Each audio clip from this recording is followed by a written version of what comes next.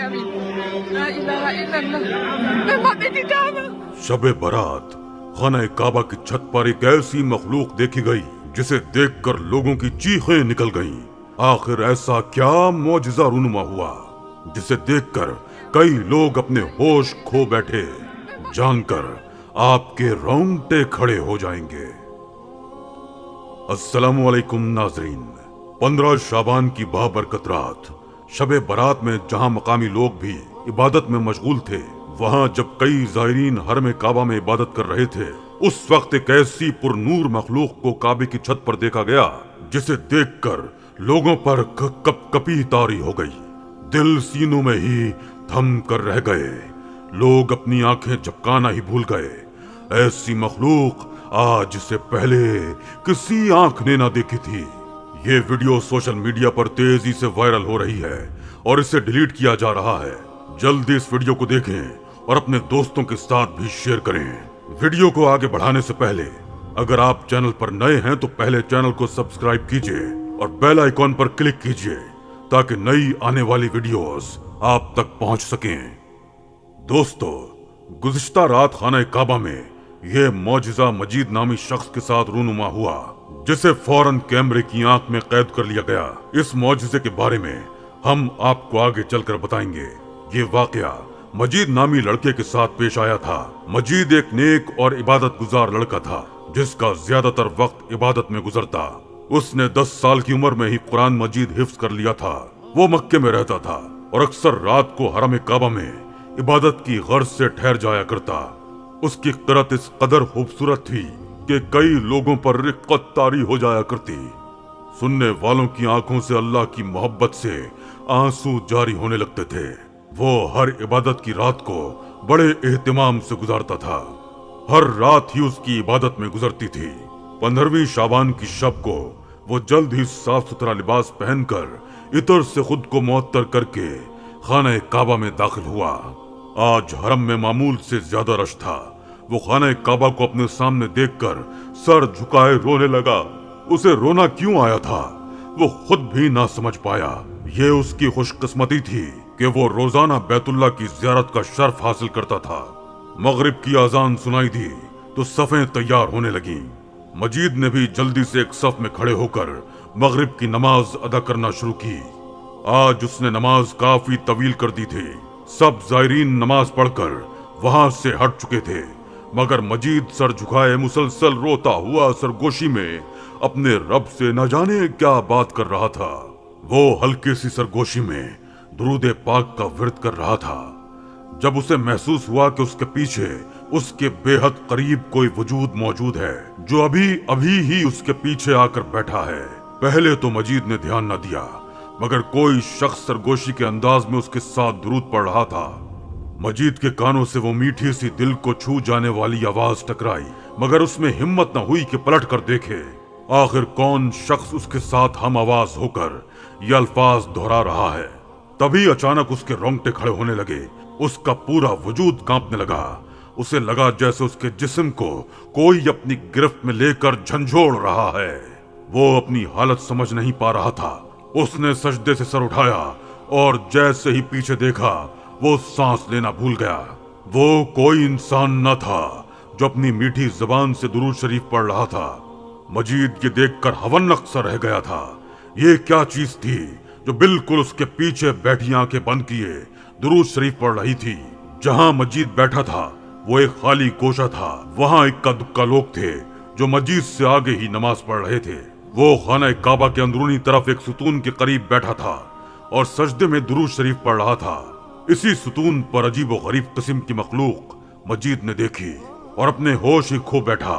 جیسے ہی اس مخلوق نے آنکھیں کھولی تبھی اس کے سر سے اڑ کر ہوا میں پرواز کر گئی۔ مجید نے بوکھلا کر اپنے اوپر دیکھا کیونکہ اس چیز کا ہلکا سا لمس اسے اپنے کندھے پر محسوس ہوا تھا۔ اسی پل آسمان پر بادل گرجے۔ جب مجید نے آسمان کی جانب دیکھا تو اس کے رونگٹے کھڑے ہو گئے۔ اس کی زبان اس کا ساتھ چھوڑ رہی تھی۔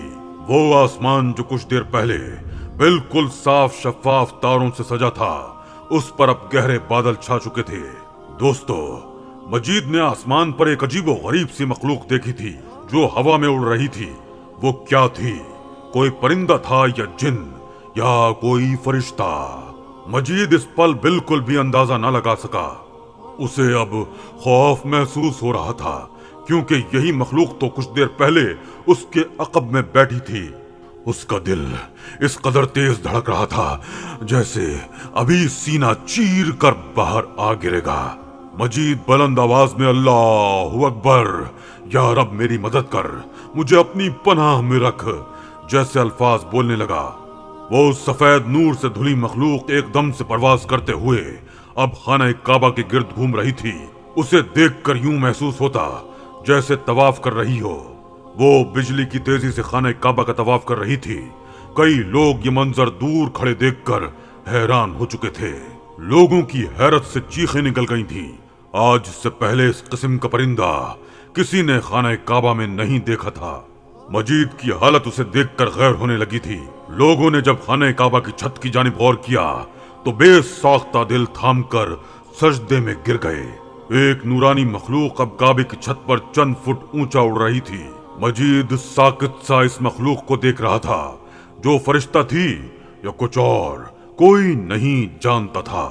مجید نے بلند آواز میں قرآن مجید کی تلاوت شروع کر دی۔ کئی لوگ ایک سفید مخلوق کو کعبے کی چھت پر اڑتا ہوا دیکھ کر بے ہوش ہو چکے تھے، اور کئی یک زبان ہو کر اللہ اکبر پڑھنے لگے۔ کئی نوجوانوں نے اس منظر کو اپنے موبائل کے کیمرے میں محفوظ کر لیا۔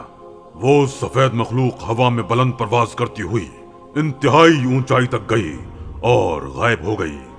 جی ہاں دوستو، وہ سفید مخلوق اب آسمانوں میں غائب ہو چکی تھی۔ یہ دیکھ کر مقامی لوگ اور زائرین بے حس و حرکت ہو چکے تھے۔ کئی لوگ اس مخلوق سے ڈر اور خوف کھانے لگے۔ یہ خبر پورے عرب اور پھر پوری دنیا میں تیزی سے پھیلنے لگی۔ مجید کانپتا ہوا اس سارے منظر کو دیکھ رہا تھا۔ وہ مخلوق جو بھی تھی، مگر اس نے مجید کے ساتھ کسی عام انسان کی طرح درود شریف پڑھا تھا۔ مجید کو یہ بات بے چین کر چکی تھی کہ آخر وہ کون تھا۔ وہ آواز اب بھی مجید کے دل کو ایک میٹھا احساس بخش رہی تھی۔ وہ غلاف کعبہ پکڑ کر رونے لگا، مگر تبھی اسے یوں محسوس ہوا جیسے ایک بار پھر اس کے پیچھے وہی مخلوق آ کر کھڑی ہے۔ اس نے پلٹ کر دیکھا، لیکن پیچھے کوئی نہ تھا۔ مجید وہیں بے ہوش ہو گیا۔ جب اسے ہوش آیا تو وہ ہاسپٹل میں تھا اور اس کی زبان پر درود شریف کا ورد تھا۔ دوستو، درود و سلام اللہ تعالیٰ کی ان بابرکت نعمتوں میں سے ہے جو اپنے دامن میں بے پناہ فیوز و برکات سمیٹے ہوئے ہیں۔ یہ ایسی لازوال دولت ہے کہ جسے مل جائے اس کے دین و دنیا سنور جاتے ہیں۔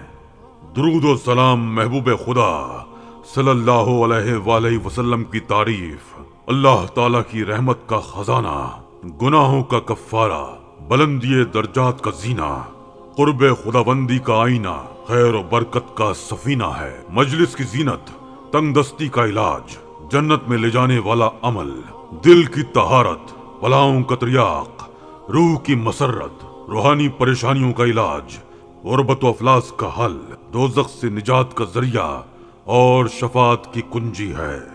احادیث مبارکہ میں درود و سلام کے لیے بے شمار فضائل و برکات کا ذکر ملتا ہے۔ درود و سلام قرب مصطفیٰ صلی اللہ علیہ وآلہ وسلم کا ذریعہ ہے۔ حضور نبی کریم صلی اللہ علیہ وآلہ وسلم کی ذات گرامی سے والہانہ عقیدت و محبت جزو ایمان ہے۔ اس کے بغیر ایمان کی تکمیل نہیں ہوتی۔ درود و سلام پڑھنا محبت رسول صلی اللہ علیہ وآلہ وسلم کی دلیل ہے۔ کثرت سے درود و سلام پڑھنے والے کو روز قیامت قرب رسول صلی اللہ علیہ وآلہ وسلم کی نعمت سے فیض یاب کیا جائے گا۔ حضرت عبداللہ بن مسعود رضی اللہ تعالی عنہ فرماتے ہیں کہ حضور نبی کریم صلی اللہ علیہ وآلہ وسلم کا ارشاد ہے، قیامت کے روز لوگوں میں سے میرے سب سے زیادہ قریب وہ ہوگا جو اس دنیا میں کثرت سے مجھ پر درود بھیجتا ہے۔ یہ سب درود شریف کی برکت کا معجزہ تھا جو کہ مجید کے ساتھ ساتھ بہت سے لوگوں نے بھی دیکھا۔ اللہ ہم سب کو بھی درود شریف کثرت سے پڑھنے کی توفیق عطا فرمائے، آمین۔